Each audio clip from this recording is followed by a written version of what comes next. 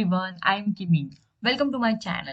So in the today's session, we will see how to enable macro settings. So when exactly we require to enable our macro settings? So whenever we want to add any VBA coding in our Excel file, so that time we require one developer tab here and to enable the macro settings. So suppose now I want to add one VBA code. So for that, I require developer tab, right? Because without developer tab, I can't add any macro.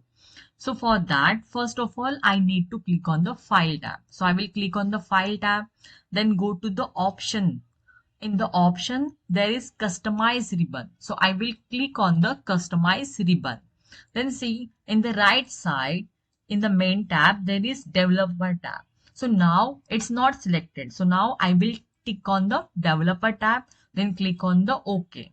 Once I add the developer, then it will show here. In the home insert tab, there is one developer tab. See, once I click on the developer tab here, my macros and visual basic, these options will be enabled. So now I need to change the settings. So I need to enable my macro settings for this Excel. So again, I will click on the file, then go to the option, then go to the Trust Center. In Trust Center, there is Trust Center settings. I will click on it.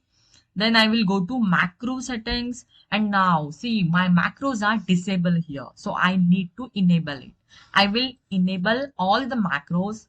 Then I will click on here like enable Excel 4.0 macros.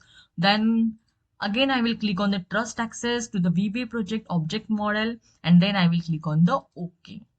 Again I will click on the OK. So now my macro settings will be enabled in the Excel file. So this is all about to enable the macro settings. If you like my channel, please subscribe it. Thank you.